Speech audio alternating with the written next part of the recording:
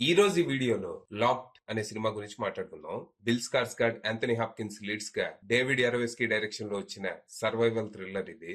ఈ cinema story ఏంటి, దీని మీద నా ఒపీనియన్ ఏంటనేది ఇప్పుడు తెలుసుకుందాం పదండి. ముందుగా ఈ సినిమా స్టోరీ ఏంటంటే, ఎడీ అనే వ్యక్తి న్యూయార్క్ సిటీలో డెలివరీ డ్రైవర్ గా పనిచేస్తూ ఉంటాడు.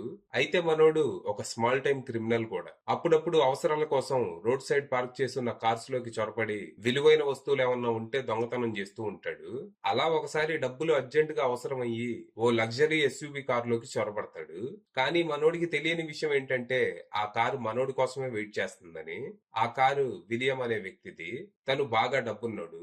ఈ సొసైటీలో పెద్ద పెద్ద క్రైమ్స్ ఎక్కువైపోయి పోలీసులు చిన్న క్రైమ్స్ ని లైట్ గా తీసుకుంటున్నారని, కోటీశ్వరుల దగ్గర ₹1000 కొట్టేస్తే అది పెద్ద తప్పు కాదని ఫీల్ అవుతున్నారని విలియం కి కోపం వస్తుంది. దాంతో చిన్న చిన్న క్రైమ్స్ చేసే వాళ్ళని టార్గెట్ చేసి ట్రాప్ చేసి వాళ్ళకి బుద్ధి చెప్పాలి అనుకుంటాడు. అలా కార్ దొంగల కోసం ఈ కార్ ట్రాప్ ని సెట్ చేస్తాడు.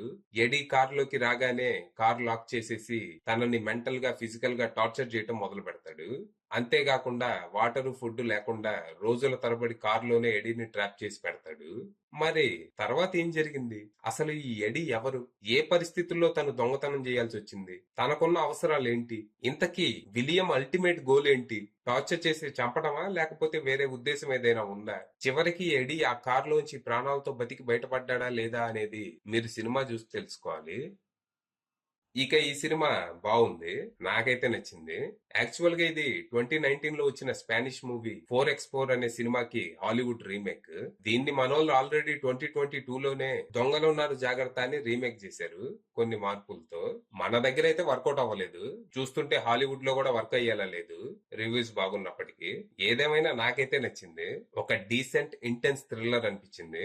ఎడీగా బిల్ స్కార్స్గార్డ్ అదిరిపోయే పర్ఫార్మెన్స్ ఇచ్చాడు. తన హెల్ప్లెస్నెస్ ని, పెయిన్ ని మనం ఫీల్ అవుతాము. ఇక విలియం గా యాంథనీ హాప్కిన్స్ గారు అయితే భయపెట్టేశారు.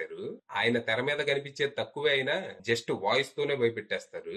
ఓవరాల్ గా strong performances, gripping screenplay, thrilling and intense moments తో సినిమా బానే ఉందనిపించినా ఇందులో ఒక పెద్ద మైనస్ కూడా ఉంది. అంటే ఎడియో ఒక వేస్ట్ గడు, భార్యకి విడాకులు ఇచ్చి కూతుర్ని గాలికి వదిలేసి దొంగతనాలు చేసుకుంటూ తిరుగుతూ ఉంటాడు. ఇలాంటి మనం రూట్ చేయగలమా? అయ్యో ఎన్ని కష్టాలు అనుభవిస్తున్నాడు వీడు, ఇప్పుడు ఈ కారులోంచి బతికి బయటపడితే బాగుండు అని. ఇక విలియం ఏమో ఒక బాగా డబ్బున్న సాడిస్ట్ విజిలాంటి. ఏదో అపరిచితుల్లాగా చిన్న చిన్న తప్పులన్నీ కలిసి మెగా తప్పుగా మారుతున్నాయని చిన్న తప్పులు చేసే వాళ్ళందరినీ కనికరం లేకుండా చంపేస్తూ ఉంటాడు. అది కూడా టార్చర్ పెట్టి దారుణంగా. సో విలియం కి మనం రూట్ చేయలేము. అంటే ఒక ఎదవ ఇంకో ఎదవని టార్చర్ పెడుతున్నాడు. సో ఇద్దరిలో తక్కువ ఎదవ ఎవడో చూసుకొని వాడికి మనం రూట్ చేయాలన్నమాట. ఇద్దరిలో కొంచెం తక్కువ ఎదవ ఎవడనేది మనకి ప్రీ క్లైమాక్స్ దాకా అర్థం కాదు. దీని వల్ల మనకి ఆ క్యారెక్టర్స్ తో కొంచెం డిస్కనెక్ట్ ఉంటది. అంటే ఈ సినిమా సెకండ్ ఛాన్సెస్ గురించి కాబట్టి ఆ క్యారెక్టర్స్ అలాగే ఉండాలి. కాకపోతే ఎడీకి మనం ఫస్ట్ నుంచి రూట్ చేసేలా ఏదో ఒకటి చేసి ఉంటే బాగుండేది. ఏదేమైనా నేనైతే ఎంజాయ్ చేశా. అది విషయం.